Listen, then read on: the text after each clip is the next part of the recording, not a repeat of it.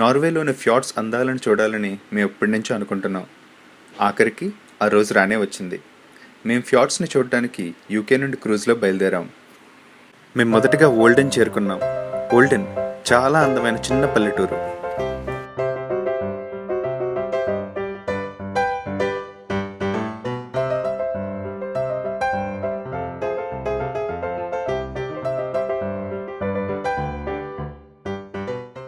Olden నుంచి మేము బస్సులో బ్రిక్స్టల్ గ్లేషియర్ చూడడానికి బయలుదేరాం.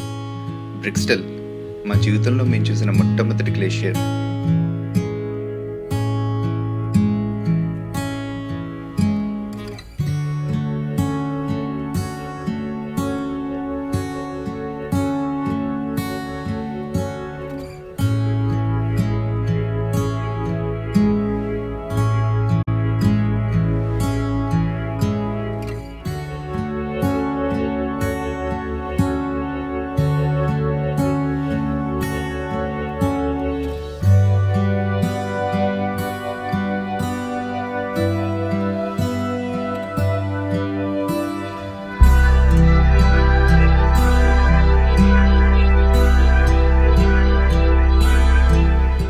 నదిలో ప్రవహించే నీరు తిన్నగా గ్లేషియర్ నుంచి రావడం వల్ల చాలా శుభ్రంగా ఉన్నాయి.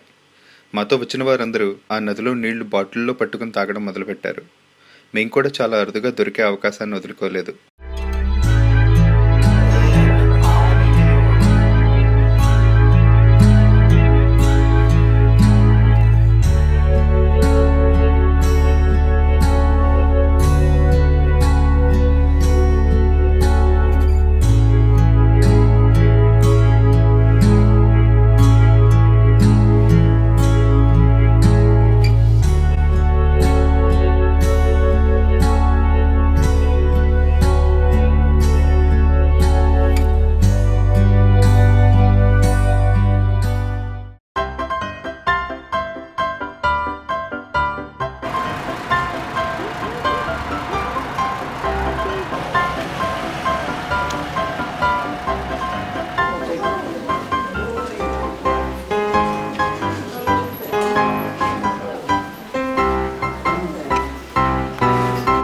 బ్రిక్స్టల్ నుంచి తిరుగు ప్రయాణంలో మేము ఓల్డెన్ టౌన్ సెంటర్ చేరుకున్నాం.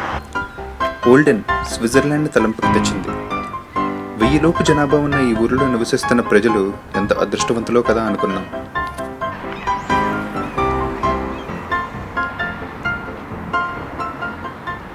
మా కల నెరవేరింది. నార్త్ ఫ్యార్డ్ మీదుగా మా క్రూజ్ నార్వీజియన్ సీ వైపు ప్రయాణం మొదలుపెట్టింది. ఫ్యార్డ్స్ అంటే ఎత్తైన పర్వతాల మధ్య ప్రవహించే నది కానీ సముద్రం కానీ. నార్వేలో ఇలాంటి ఫ్యార్డ్స్ చాలానే ఉన్నాయి. ఫ్యార్డ్స్ చుట్టూ ఉన్న ల్యాండ్స్కేప్ సీనరీ చూసి మంత్రముగ్ధులవ్వడం మా వంతయింది. ఇంతటి ఆనందాన్ని, అనుభూతిని నా జీవిత భాగస్వామితో కలిసి పంచుకోవడం మరువలేనిది.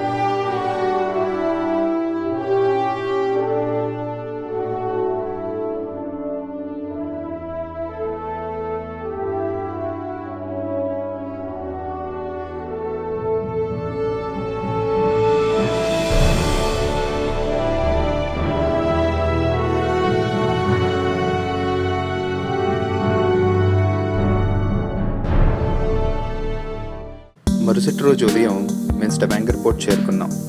స్టెవాంగర్కి దగ్గరలో ఉన్న పల్పిట్స్ రాక్ మరియు లిసే ఫ్యార్డ్ చూడాలని ముందుగానే ప్రణాళిక సిద్ధం చేసుకున్నాం. క్రూజ్ దిగగానే నార్వే ట్రావెల్ ఇన్ఫర్మేషన్ సెంటర్కి వెళ్ళి పల్పిట్స్ రాక్కి ఎలా వెళ్ళాలో కనుక్కున్నాం. పల్పిట్స్ రాక్కి వెళ్ళాలంటే ట్వా వరకు ఫెర్రీలో, అక్కడి నుండి బస్సులో వెళ్ళాలి.